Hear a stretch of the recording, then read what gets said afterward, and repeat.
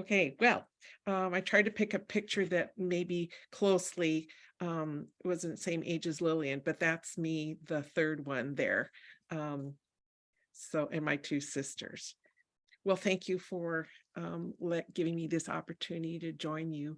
You can probably guess I'm a little nervous about the talk today, but I'm probably even a little bit more nervous about calling it a Dharma message because sometimes I question how much I really know and understand of the teachings of the Buddha, and really can I talk about that accurately. So I think to calm my nerves and with a little gentle reassurance from Gail, I think I'd like you to think of today's message as more of a history of Shirley's Shin Buddhist adventures or journey. And let's start with the things that some of you may already know about me. I'm a retired St. Paul public school teacher. And so part of my life is giving grades and taking attendance. So I'm already thinking about what kind of grade am I going to give myself at the end of this message? Well, we'll wait on that.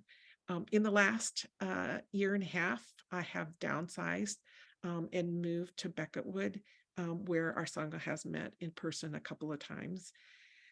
So I did a lot of decluttering, and luckily there are a few things I did save that I will share with you later in my talk.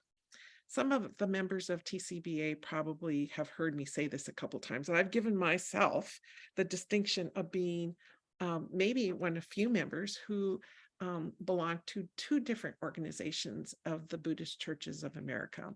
And they include my hometown in San Diego and TCBA. So how I got to be part of two Shin Buddhist organizations is my journey. So I will start by saying that I was born in San Diego, and truly it's no exaggeration to say that I was plopped right down in the middle of a very, very active Japanese American community. My parents were very much involved in the San Diego Gardeners Credit Union, the JACL, Bukyokai, which we call church, and the San Diego Friendship Garden, just to name a few of the organizations.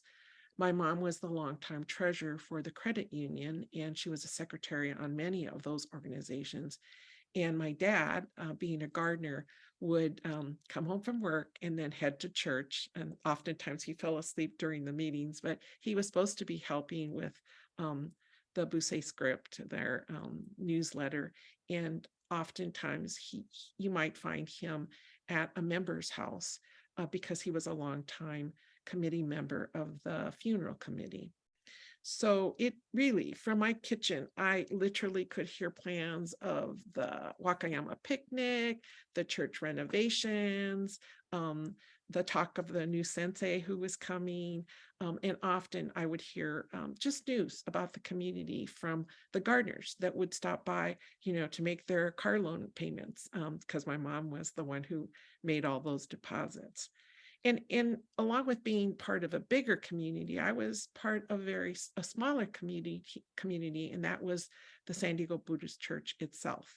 And I want to tell you that I never missed a day to go to church on Sundays, because back in those days, we got certificates for a perfect attendance. And after 5 years, you got a trophy. So when Lillian gets onto her 5th year, you can talk to me about that. So I would say that, yeah, I did learn about the Four Noble Truths, and I could recite the Golden Chain, but I never really, I wondered how much of all of that Dharma school training did I really understand. So, and I did not throw away my Dharma school book. So I'm going to take you through what that might have looked like. There it is, the coloring book of the life of the Buddha. As a teacher, I would say that, oh, that printing's not too bad. I wouldn't give myself a bad grade for printing, but I look at the picture, folks. Some of you might remember Sensei Jimmy Yanagihara. He was my Dharma school teacher at that time. But guess what? Shirley is not in that picture. The person with the perfect attendance. Those are all my friends. So I guess I'm going to have to say that I was taking the picture, or maybe I just stepped away to go to the bathroom, but there goes my perfect attendance story. But I will quickly go through this booklet because it was something that I did not toss away when I was decluttering. The Boyhood, The Brave Prince. Don't you love the script that they used at the top? Um, Honestly, all these stories we went through, but I had to look some of them up, like Kandaka is the horse's name of Prince Siddhartha. I mean, who knew? Um, and I can't even hardly read renunciation, but the print was pretty tough, I'd say, for a fourth grader. And also, you may know that as a fourth grader, you had to know your Roman numerals, which I think was, I don't think that's a tough thing for fourth graders, but I'll go through these kind of quickly because my coloring is just average, I would say. The First Servant, there's the Sangha, there's some stories that I don't know. And Visiting Home. There's one particular slide. Oh, Divine Vows. I'm pretty sure the Divine Vows are, it's not my mother, my father, my sisters, or myself. So clearly I missed the boat on that one. And I'm not going to hold the teacher responsible, but maybe one of our senseis can tell us what the real Divine Vows are, because I'm sure I got that wrong. So I'll go through these kind of quickly because they're pretty much the same. If you've never seen it, I don't know even if these coloring books are available or if that's what people would do, but our services would be in our big hondo, and then the young people would be excused, where we'd go into our little Dharma rooms, and then we would be called back to end the service.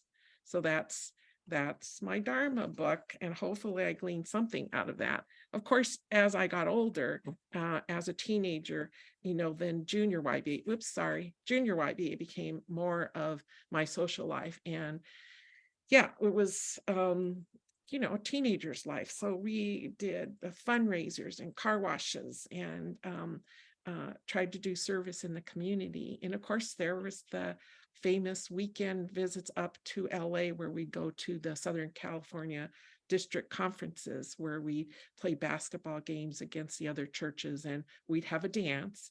And yes, even though we kind of were the teenage culture, I really do have to give high marks to our parents and grandparents, because as part of that, we were expected to and became very grateful for all of those opportunities. We knew everybody, we knew their siblings, we knew their parents, we even know their Jichan and Bachan. And so we were very, very fortunate, and we were taught to be very grateful, especially for the sacrifices our parents made during the war, and the sacrifices of the Iseis in actually being responsible for the formation of the San Diego Buddhist Church. Very briefly, it began in 1916. There was a lot of heavy rain, and the Ochi Dam burst, which caused a huge flooding of a lot of the farm fields of the Issei, and 11 of the people, their community died, many of who were Buddhist. So it was very apparent that they needed a Buddhist organization in their community.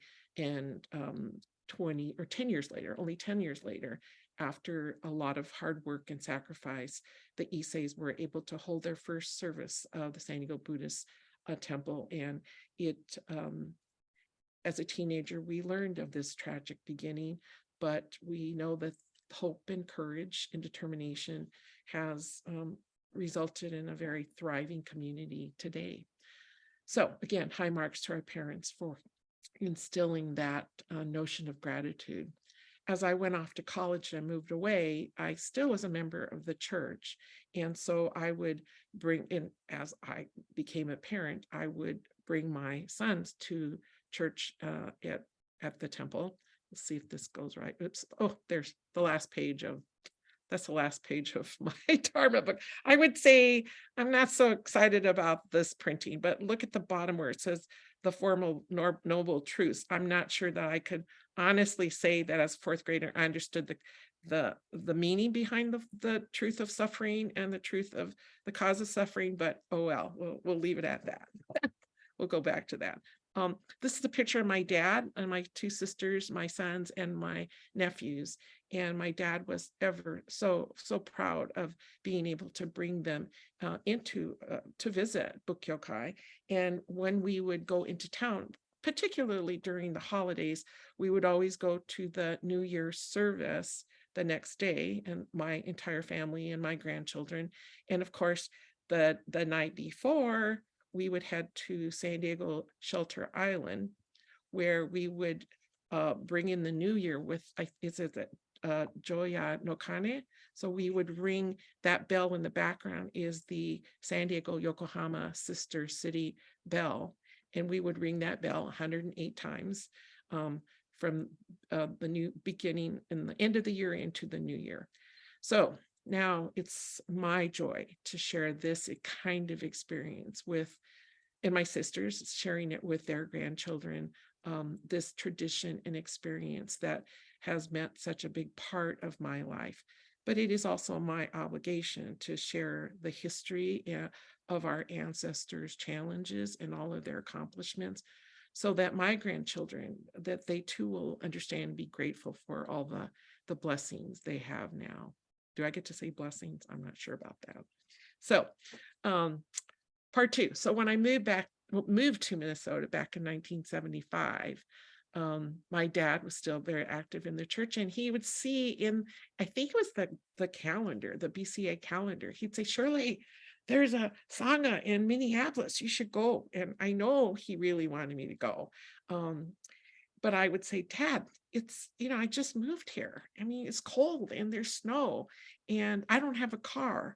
And it was a pretty steep learning curve for me, having grown up in San Diego for all those years. And I do remember distinctly renting a car in Minnesota in the fall. And I found this in the glove compartment. I mean, what San Diego girl would know what that was supposed to be. So in any case, many years went by and I was working and raising a family. I'm still a member of the Buddhist church, but I did finally make my way to the Sangha in Minneapolis in 2017. But once again, that chance meeting was set in tragedy. I am very blessed and grateful to be a grandmother of 9 children, or 9 grandchildren, not 9 children, 9 grandchildren, but one of them lives only here in my heart. And that was Kainoa, who was born in September of 2017 as a stillborn. And at the funeral service for Kainoa, I found myself being greeted by one Gail Wan. And as our conversation continued, we discovered that, hey, I'm Shin Buddhist and I'm Shin Buddhist. And she invited me to one of the services for TCBA. And that's how I began my membership in the second BCA affiliated organization. Gail was there to support my son and his family during that very tragic time. She knew him from General Mills, and you may see him from time to time at Obon. So that's my journey with 2 different Buddhist organizations. I'm sort of coming to the part where I still want to share my uneasiness with my knowledge of the Buddha Dharma. Now that I'm a member of this cooperative of like over 200 people, they will sometimes say, well, Shirley, can you talk to me about Buddhism? Not, I'm sure they realize there's many different Buddhism, but I always feel like somebody else should actually be giving responses, because I'm, after all, that little girl, that Dharma school student who just kind of barely knew some of the Buddha Dharma.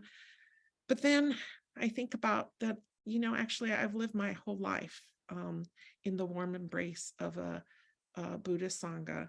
And I think I have learned over the years that very important message of a meeting every day with gratitude. And as a member of a bigger community called the human race, I know that I am flawed. I know that I suffer because I yearn for things I cannot change. I still am saddened by some of the grief that life brings. but perhaps that's why religion is important, and why Buddhism has remained a very, very big part of my life. So that was my journey to the TCBA. In a couple of weeks, we'll be celebrating Obon at Beards Penzance. And just a few minute walk from that location down the hill, there is a tree planted in memory of my grandson, Kainoa. And there's usually some painted rocks at the base, and there's a nameplate in its branches. And of course, it's planted in view of Lake Harriet. Even though that tree was planted with grieving hearts, it's a beautiful reminder of all the beautiful nature that surrounds us. And when I walk along the lakeshore and visit Kainoa's tree, I'm reminded of all the kindness and compassion that were extended to my son's family, the entire family, and continues today, that support. So I'm thinking that when someone asks me about Buddhism, I think the best place for me to start is with that notion of kindness, compassion, and gratitude. So in the end, I guess it's really not about a grade that I give myself as a practicing Shin Buddhist, but more just an understanding that I'm a work in progress, still a student, and with the help of the Sangha and its leaders, I hope we may all find insight into this simple gesture of putting our hands together in gratitude. So thank you for letting me share. Gasho, Namo Datsu, Namo Datsu, Namo Datsu. Well, thank you, Shirley. I grade you